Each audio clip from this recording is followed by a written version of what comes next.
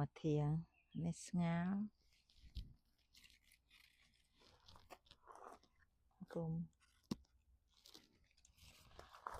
គុំគេធំណាស្លឹក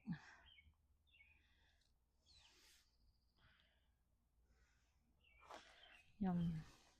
អត់នេះខ្ញុំដាក់តាកតិចឈើហ្នឹងឃើញហើយមិនមានជីអីតិចឈើហ្នឹងល្អ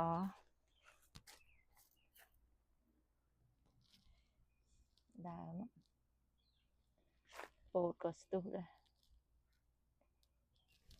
អូ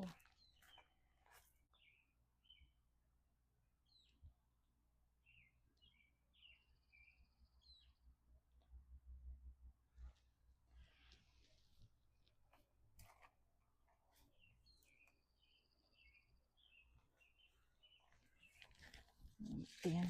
ពេលញ៉ាំបេះតាធៀងល្អ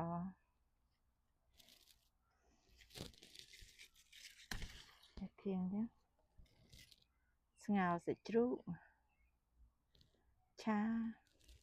ឆាដើមមុន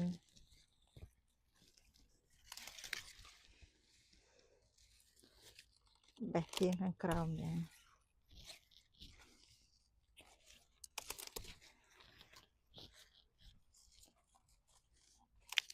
ខ្ចីល្អ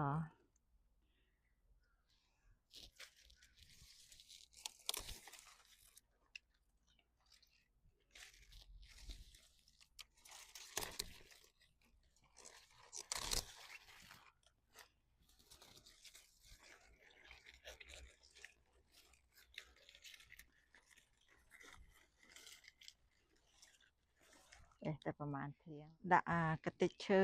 លុបគល់វាមួយស្លឹកវាល្អហើយអត់មានសត្វញ៉ាំទេដាក់ចឹងទៅវាជីវាធម្មជាតិនៅនឹងហើយស្រេចល្អ